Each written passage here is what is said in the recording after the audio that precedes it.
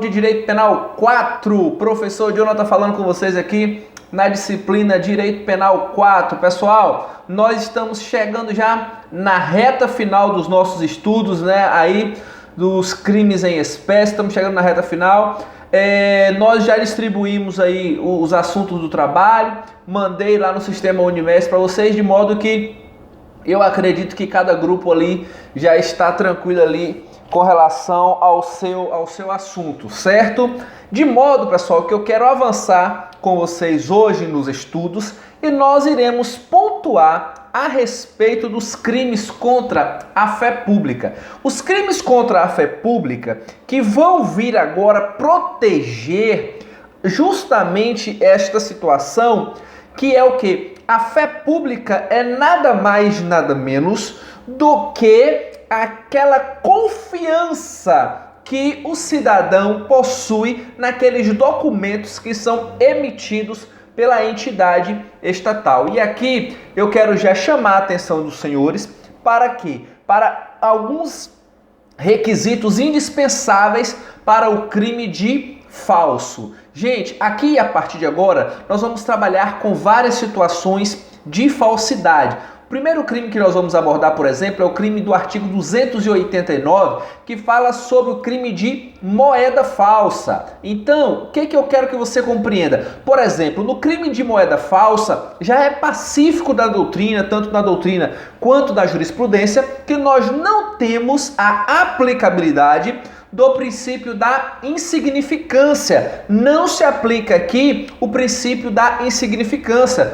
Não se admite também nenhuma modalidade de crime de falso na forma culposa.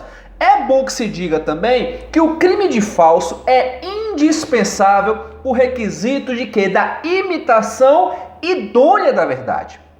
Aqui tem que ter uma imitação idônea e uma capacidade ilusória também idônea. Veja que aqui nós estamos agora dizendo o quê? Nós estamos dizendo para você que no artigo 289, por exemplo, o artigo que nós vamos falar agora sobre moeda falsa, eu estou dizendo para vocês o seguinte: olha, nesse artigo não é qualquer situação que vai se configurar o crime de moeda falsa. Um grande exemplo, eu não sei se é da época de vocês, porque não é da minha, né? Eu fiquei sabendo porque eu li em alguns manuais de histórias e pude acompanhar pela internet, mas salvo melhor juízo, né? Deve ser da época aí de Patrick, ou melhor dizendo, de Kaique, né? Que é velho, deve ser da época de Kaique, aí da época, deixa eu ver, de quem mais, de Cláudio, esse pessoal assim, mais idoso, deve ser da época desse pessoal em que tinha alguns salgadinhos, né? Aquele famoso chips, que vinham com algumas notas de brinquedo ali dentro, e os meninos ficavam ricos, né? Com aquelas notinhas de brinquedo. Tinha época que você comprava o chiclete, algumas pessoas, não é da minha época, eu sou, né, agora com 17 anos, não tive oportunidade disso, mas eu acompanhei pelas redes sociais. Então veja, os meninos recebiam aquelas cédulas, nota de 50, nota de 20, nota de 30, mas aquilo ali, obviamente, não tinha capacidade ilusória nenhuma. Se você conseguiu enganar alguém é porque realmente o cara estava nas últimas estouradas de cachaça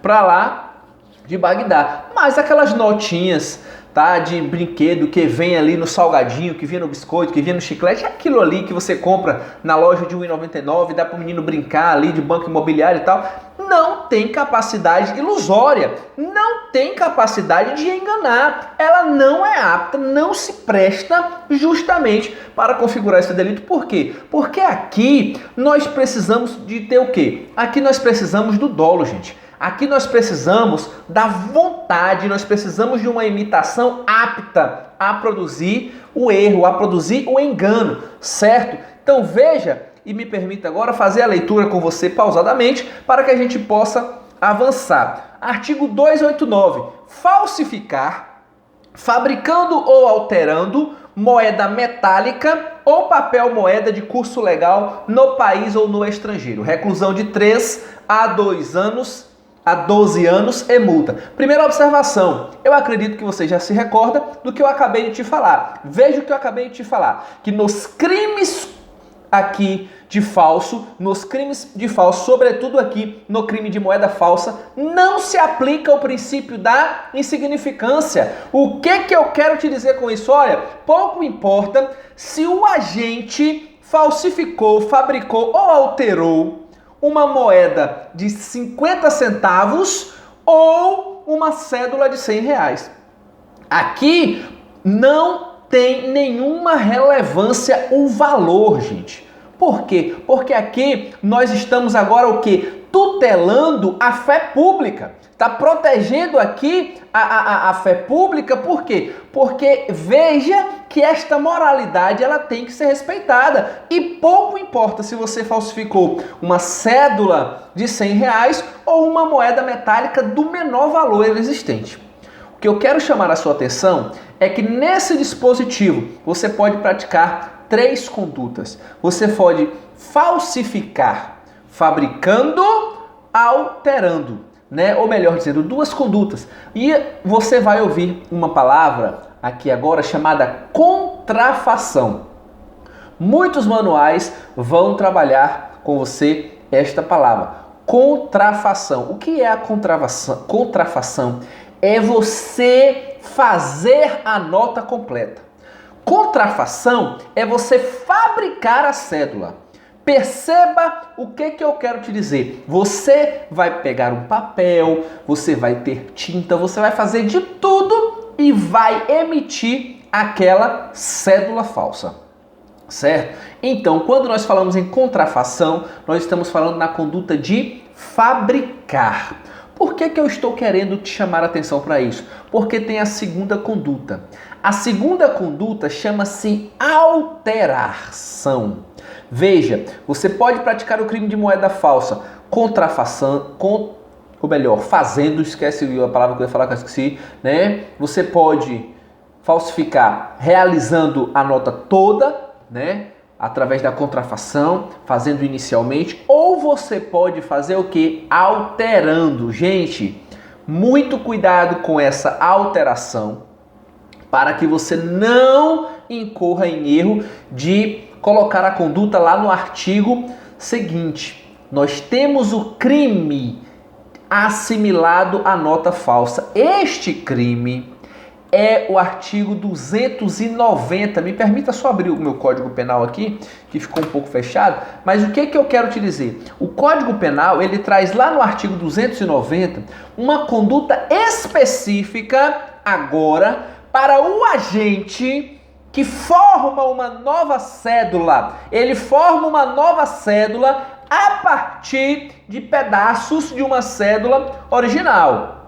Veja o que diz lá o artigo 290, para não ter confusão. Olha, artigo 290, formar cédula, nota ou bilhete representativo de moeda com fragmentos de cédulas, notas ou bilhetes verdadeiros. Gente, muito cuidado com isso aqui. Se você tem uma cédula de R$1, de R$10 e você altera esta cédula para fazer uma de R$100, você está praticando o crime do 289, alteração, certo? Moeda falsa na modalidade alteração. Se você agora recorta pedaços de cédulas, fragmentos de uma e de outra cédula verdadeira e monta uma nova cédula, você está praticando o 290. Anote isso aí, filho de Jesus, eu vou colocar na sua prova e você tem uma grande chance de errar porque não vai assistir a videoaula. Então, volta aqui e anota isso aí. No 289 caput tem a conduta de fabricar e também a conduta de alterar. Gente, lembre, alterar, ele vai pegar uma cédula verdadeira e, por exemplo, vai alterar o seu valor. Se ele pega fragmentos de cédula verdadeira e forma uma nova cédula, é crime do artigo 290. Bacana? Joia? Vamos avançar aqui agora para o parágrafo 1º do artigo 289. Mas antes de avançar para o parágrafo seguinte, eu já quero deixar bem claro para você. Quem é que pode ser sujeito? Sujeito ativo, gente, do delito de moeda falsa é o que? Qualquer pessoa. Não tem qualidade especial. É bem verdade que em alguns momentos nós vamos exigir, por exemplo, um sujeito ativo especial, mas na hora eu vou pontuar para vocês. Mas a grande maioria, a regra geral, é que o crime do 289 é um crime o quê? Crime comum que pode ser praticado por qualquer pessoa. Bacana? Vamos avançando. O sujeito passivo, quem é? O Estado. E aqui, levando em consideração que o sujeito passivo é o Estado, eu quero trazer mais uma advertência para você. Eu já te disse que não tem essa modalidade culposa, já te disse que não se aplica o princípio da insignificância e agora eu quero que você anote a terceira observação. Levante aí agora, pare de comer esse pão com margarina, que nem a manteiga tu comprou. Veja o seguinte, veja que aqui, nesse crime, não se admite o instituto do arrependimento eficaz. Não se admite. Então, se o agente dolosamente, por exemplo, causa prejuízo a outrem com essa moeda falsa, depois ele restitui, ele indeniza aquele dano, tudo certinho, isso é irrelevante. Por quê? Porque a vítima aqui é o Estado. A vítima aqui é o Estado que teve o quê? Que teve a sua fé pública mitigada. Tá? Então, cuidado que não cabe também arrependimento eficaz no crime de moeda falsa. Tá certo? Então, só recapitulando, o objeto material aqui é o que? A moeda falsa, tá? E claro, moeda que está englobando tanto a moeda metálica quanto também aquelas cédulas verdadeiras. E uma observação que sempre, gente, cai em prova. Você precisa estar atento que tem que ser moeda metálica ou papel moeda e preste atenção, de curso legal no país ou no estrangeiro. Então cuidado, não é só falsificar a cédula do real, é falsificar também moeda estrangeira. Tome cuidado com isso aí. Por que eu estou te falando que tem que ser moeda de curso legal? Gente, porque, obviamente, né, se o intuito do agente for fraudar, por exemplo, cédulas de cruzado, de cruzeiro, se isso for, por exemplo, para poder fraudar uma coleção, ele pode responder lá pela situação do estelionato, na remota hipótese, tá? Mas jamais o crime do 289, que é o crime de moeda falsa. Joia? Diga que sim e a gente segue avançando. Veja o seguinte, como é que esse crime se consuma? Como esse crime se consuma? Esse crime se consuma, gente, com a efetiva falsificação ou com a efetiva alteração.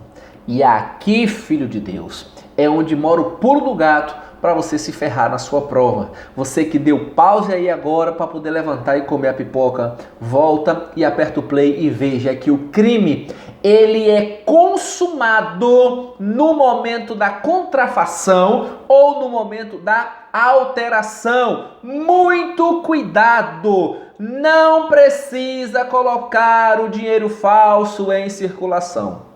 Não precisa gerar prejuízo a ninguém. Não precisa colocar o dinheiro em circulação e não precisa provocar prejuízo a ninguém. O que precisa para a consumação é que você, agente que tenha dolo agora de realizar essa conduta, simplesmente realize a contrafação, que é a fabricação, ou realize a alteração. Então tome muito cuidado, não caia nesta pegadinha de grátis.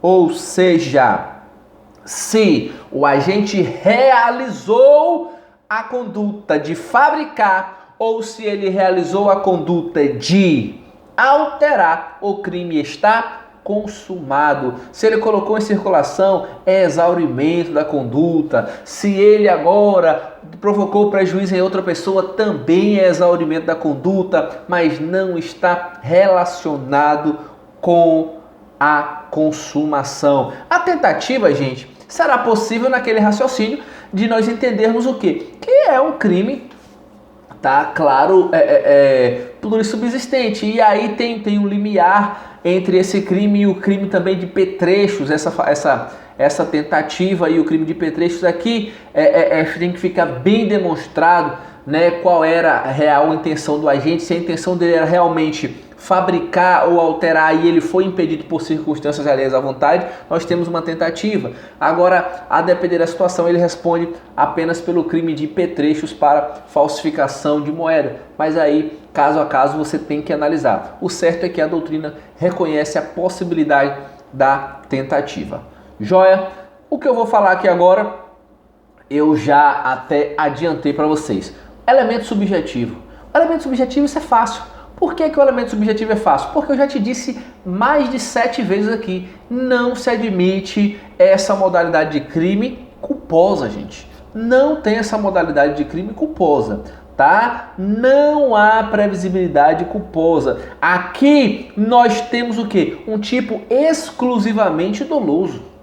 É um crime exclusivamente doloso. Ele tem que ter vontade de falsificar ou de alterar. A forma de realização, claro, pode ser tanto comissiva ou omissiva, tá? É bem verdade que você tem que ter muito cuidado pelo seguinte, porque em algumas situações, se o agente ali for garantidor, ele tem o dever de garantir determinada conduta e ele sabe, mas ele permite que a pessoa realize aquela conduta, ele vai responder pelo crime na forma omissiva. Então veja, se ele é garantidor e dolosamente ele pode e nada faz para evitar a falsificação do papel moeda ou da moeda metálica, né? E ainda assim ele sabe, tem como evitar, tem plena consciência, tem o dolo daquilo ali e nada faz, ele vai responder na forma omissiva.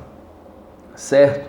Então, pessoal, a classificação geral do crime de moeda falsa é essa. O tipo subjetivo é doloso, o objeto material é o que? A moeda falsa, né? Que no caso aqui engloba a moeda metálica e o papel moeda de circulação, tanto aqui no Brasil como no estrangeiro. O sujeito passivo vai ser o Estado e o sujeito ativo vai ser qualquer pessoa. A consumação é no momento da fabricação ou da alteração, não precisa de colocar em circulação, não tem modalidade culposa porque é um tipo eminentemente culposo que pode ser praticado por ação ou por omissão. Certo? Essa é a classificação geral. Por que eu fiz esse apanhado de classificação geral para você? Nós estamos aqui no limiar de 17 minutos, então eu vou avançar com vocês para a gente concluir esse artigo dizendo para você o seguinte: muito cuidado, gente, esse artigo é repleto de figuras equiparadas. O que é figura equiparada? Já te expliquei isso mais ou menos umas 30 vezes nesta matéria, na disciplina anterior também, já expliquei isso. Figura equiparada é aquela conduta que o agente vai praticar e mesmo ela sendo um pouco diferente do caput, o dispositivo vai trazer aquela frase: nas mesmas penas incorre quem, certo? E ali é uma figura equiparada. É uma conduta que o agente vai praticar, uma conduta diversa do caput, mas que também vai responder pelo crime do caput. Certo? Então vamos lá, parágrafo 1º. Nas mesmas penas incorre quem, por conta própria ou alheia, importa, exporta, adquire, vende, troca, cede, empresta, guarda ou introduz na circulação moeda falsa. Pessoal, tome muito cuidado, tá? Necessariamente você não pratica o crime do caput, mas pode responder pelo crime de moeda falsa na forma equiparada do parágrafo 1º. Eu não sei se os moradores aqui de Itamaraju que vão assistir esse vídeo vão se lembrar, mas ocorreu uma época em que os caras estavam tão descarados que eles estavam oferecendo no site Itamaraju Vendas cédulas falsas, né? Eu me lembro que na época era R$5.000 em notas falsas por R$500. O cara fazia tipo uma liquidação. Então perceba comigo o seguinte: se você falsifica e coloca em circulação, cara, vai ser um crime único. Claro que essas duas condutas aí podem ser valoradas na questão da pena, mas aí houve um crime único, obviamente, nesse mesmo contexto fático. Agora, abstraia essa primeira conduta e veja que agora o que? A conduta só do cara que quer ser o esperto, só daquele cara que não tem coragem de falsificar e não tem coragem de alterar, mas ele faz o que? Ele compra, ele importa, ele exporta, ele pega com alguém, ele troca, ele doa para alguém, tá? Ele empresta, ele só guardou ou fez o pior, que é colocar em circulação. Então veja, se você guardar, se você vender, se você trocar, se você emprestar, se você adquirir, e olhe muito cuidado, você pode adquirir por conta própria ou por conta de terceiro, essas cédulas, sabendo da falsidade, você também vai responder. Tome cuidado que a pegadinha que vem na prova, na maioria das vezes, está relacionada à questão do guardar, tá? Se ele sabe que está guardando, ele tem conhecimento. Se ele tem conhecimento que está guardando a moeda falsa, é crime de moeda falsa, parágrafo 1º, sem medo de ser feliz, tá certo? Então, caso a gente agora, pelo amor de Deus, acredite, né, na autenticidade, larga pra lá, deixa o cachorro latir aí. Já tô com 20 minutos, eu não vou parar aqui para parar o cachorro latir, tá? Se divirta com ele latindo aí e seja feliz. Veja, se o agente guardou, por exemplo, a cédula. Imagine você que Kaique vem lá de Guaratinga com uma caixa repleta de cédulas falsas, mas a falsidade era impecável, tá? A falsidade era impecável. E aqui chegando em Itamaraju, ele agora encontra o seu colega chamado João Vitor, e o João Vitor, tá? Que não é esse João Victor que tem na sala de vocês, mas o Kaique sabe quem é o João Vitor, né? E esse João Vitor agora vai guardar para Kaique essas cédulas. Por quê? É unha e cutícula. Os dois são unha e cutícula, entendeu? Um peida, o outro cheira. Acredita piamente um no outro.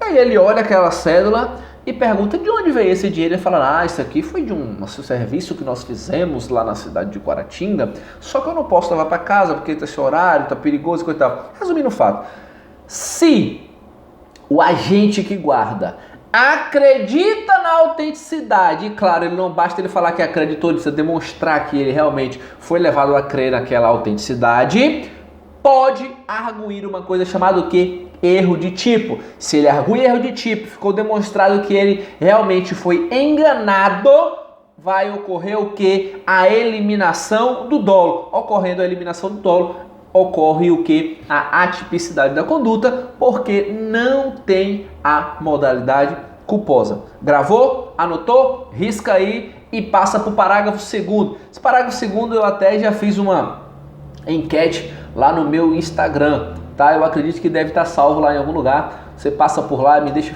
famoso, vai me seguir, se inscreve aí no canal também. E se quiser, depois me chama lá no WhatsApp que eu te mando o link do meu grupo de Direito Penal, que também nós temos agora um grupo específico só para estudo de Direito Penal, tá? Com várias pessoas. E aí, se você quiser também, depois manda lá que eu te dou esse link aí. Mas volta para cá e veja o seguinte. Parágrafo 2º, modalidade privilegiada. Meu amigo, aqui a modalidade privilegiada é o seguinte. Na modalidade privilegiada é aquele crime do cara que foi enganado e aí não quer ficar no prejuízo. É aquela situação do que eu recebi, não vou me lascar. É a situação do que eu peguei e tô nem aí, que se lasque o outro. Veja que aqui agora eu estou lhe dizendo o seguinte, parágrafo 2º. Quem, tendo recebido de boa fé como verdadeira, estou lendo um artigo aqui, como verdadeira, moeda falsa ou alterada, a restitui à circulação depois de conhecer a falsidade, é punido com detenção de 6 meses a 2 anos e multa. A doutrina a doutrina denominou esta conduta de quê? Conduta privilegiada. Na verdade, deveria o agente, após tomar o conhecimento de que a moeda é falsa, entregar à autoridade competente. No entanto, o que ela faz? Ela vai passar para frente, negão. Né? É você que tem aquela barraca de vender capeta, é você que tem aquela distribuidora de bebida, e aí o cara chega lá na sua distribuidora de bebida e olha para você e pergunta se tem a piriguete. Tu vende para ele a piriguete por R$10 e ele te dá uma cédula de 100. Tu fica tão empolgado com a beleza do cara e com a venda da piriguete, que tem mais de ano que não vende uma cerveja por causa da quarentena, que tu já corre logo e dá os R$90 de troco. Acontece que na semana seguinte tu vai pagar para um amigo seu, e o amigo seu é um cara acostumado a mexer com banco, tem negócio também, super antenado nas coisas, pega aquela cédula estranha, verifica, faz o teste e lhe assegura. E diz agora o seguinte, fala, olha, essa nota é falsa, meu amigo, tá? Não vou pegar, cuidado, joga esse negócio fora, devolve para a autoridade. Ele te aconselha a devolver para as autoridades, tá? E aí você agora conversa com o outro amigo vai falar novamente, foi confirmado, você agora tem plena certeza, tá? Até aquele seu amigo que é policial, passou na hora, você mostrou para ele e falou, rapaz, isso é falso. Veja aqui que eu quero lhe dizer que você agora toma conhecimento que aquela cédula de R$100 que você recebeu na sua distribuidora é falsa. Só que na semana seguinte, tu vai pagar agora o que? Tu vai pagar o distribuidor de bebida. E tu vai esperar justamente o horário que o bar estiver cheio, para na hora que ele for descarregar as 200 caixas de cerveja para você, tu colocar aquela nota de 100 no meio do pacote e pagar o camarada.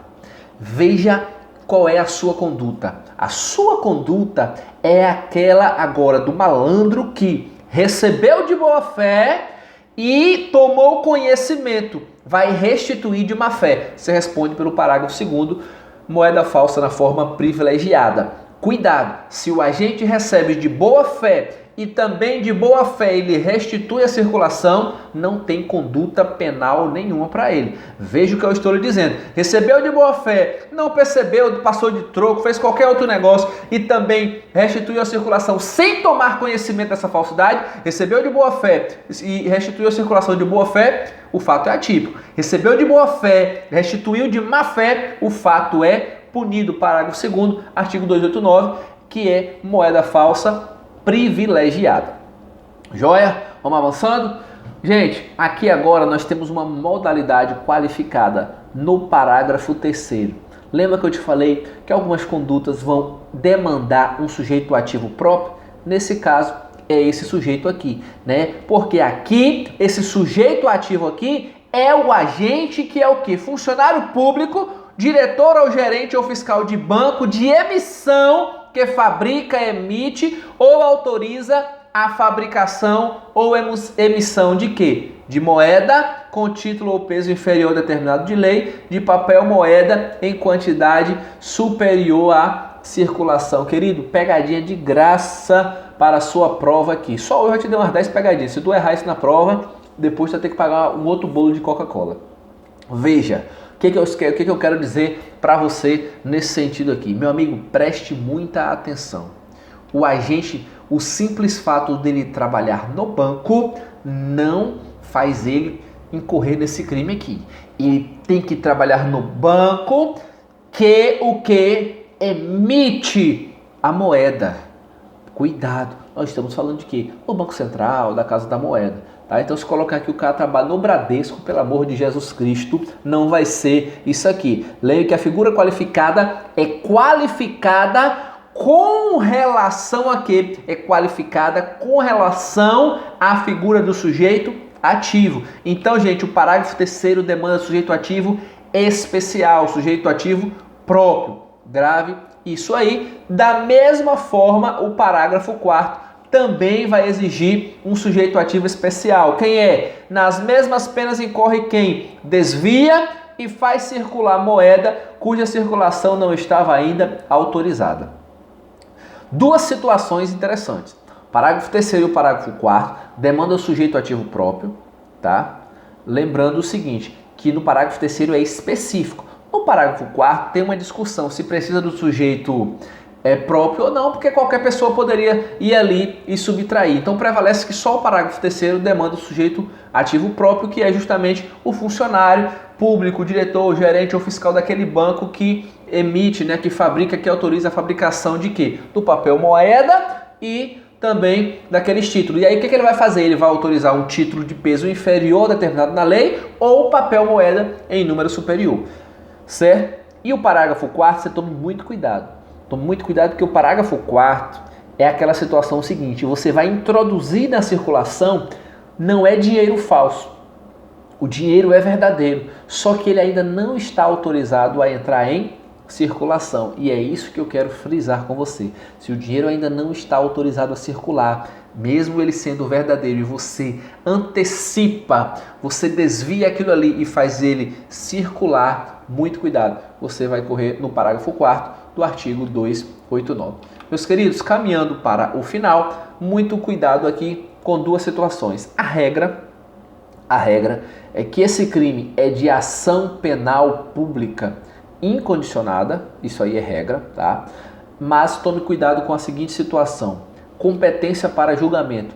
Aqui é um crime de competência da esfera federal. Aqui é Justiça Federal quem vai realizar o processamento e julgamento desse processo. Só tome muito cuidado. Lembra que eu te falei lá no início que tem que ter uma capacidade ilusória, que tem que ser apta a enganar essa falsificação? Lembra, né? Por que eu estou te dizendo isso? Porque a falsificação grosseira nem sempre vai ser fato atípico, tá?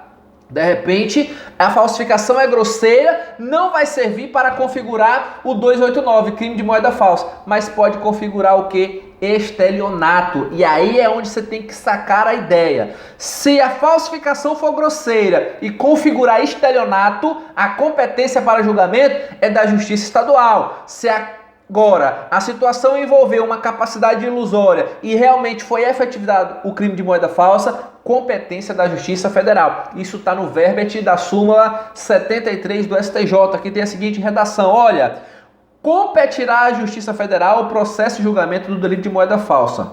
Veja que a utilização de papel de moeda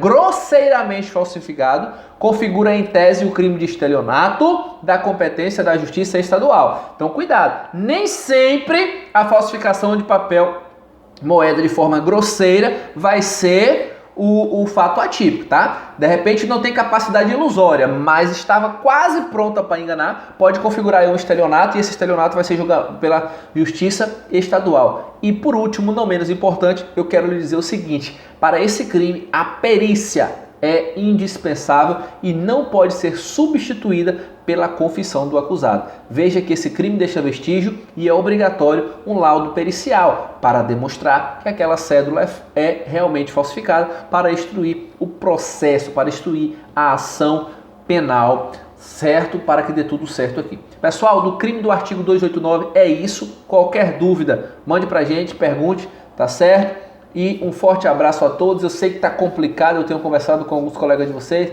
Está complicado, está difícil, o semestre está acabando.